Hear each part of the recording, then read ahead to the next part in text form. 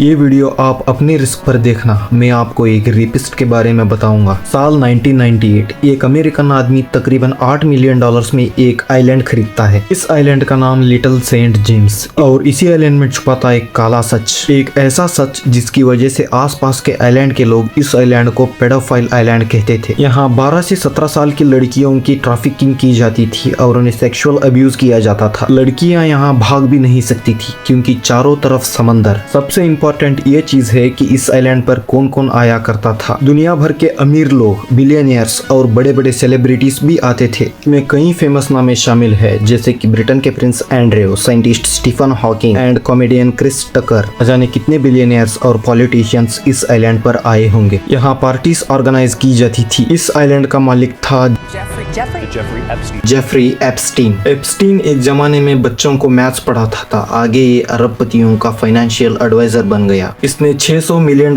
संपत्ति इकट्ठा की और मल्टी मिलियनियर बन गया। इसके दोस्तों में बिल क्लिंटन, डोनाल्ड ट्रंप और इसराइल के पूर्व प्रधानमंत्री यहूद बराक तक शामिल थे। इस आइलैंड में जो कुछ भी हो रहा था वो सालों से छुपा हुआ था, लेकिन 2005 में एक पुलिस कंप्लेंट ने इस केस के लिए ट्रिगर बन जाता है। इस आइलैंड पर स्कूल की लड़कियों को मसाज के नाम पर बुलाकर उन्हें मोलेस्ट किया जाता था। मई 2006 आते आते पुलिस ने एप्स्टीन पर स्ट्रॉन्ग केस तैयार कर लिया था। केस इतना स्ट्रॉन्ग था कि 2006 जुलाई में FBI ने भी इन्वेस्टिगेट शुरू कर दिया, जिसका नाम ऑपरेशन लीप ईयर कहा जाता था। 30 जून 2008 एप्स्टीन ने कोर्ट आया और उसने 2 चार्जेस पर गिल्टी मान लिया और उसे सिर्फ 18 महीने की जेल हो जाती है, क्योंकि ये सब पर्दे के पीछे डील हो चुकी थी। उन्हें बचाने वाला अलेक्जेंडर अकोस्टा। उसने बाहर आने के बाद पावरफुल लोगों के साथ पार्टियां करता है और एक क्रिमिनल बच जाता है। लेकिन एक औरत, एक जर्नलिस्ट जिसका नाम जूली नाइट ब्राउन, एक अमेरिकन इन्वेस्टिगेशन जर्नलिस्ट थी जो मियामी हेराल्ड के लिए काम करती थी। 2009 में एप्स्टीन को रिहा करने के बाद ये उस केस को क्लोजली फॉलो करती है। सालों तक स्टडी करने के बाद ये 2018 में अपनी रिपोर्ट पब्लिश करती है। एक नहीं, दो नहीं, पूरे सीरीज ऑफ रिपोर्ट्स एप्स्टीन के अपराधों पर और सिस्टम ने उसे कैसे बचाया। जूली ने इसे परवर्शन ऑफ जस्टिस नाम दिया। मीडिया में ये रिपोर्ट्स बहुत बड़ा धमाका ले आती है। फिर पब्लिक ने प्रोटेस्ट करना शुरू किया और एप्स्टीन पर जांच करने की डिमांड करी। इसी प्रेशर के चलते न्यूयॉर्क में एप्स्टीन पर इन्वेस्टिगेट शुरू हो जाता है। जूली ने 80 विक्टिम्स को आइडेंटिफाई किया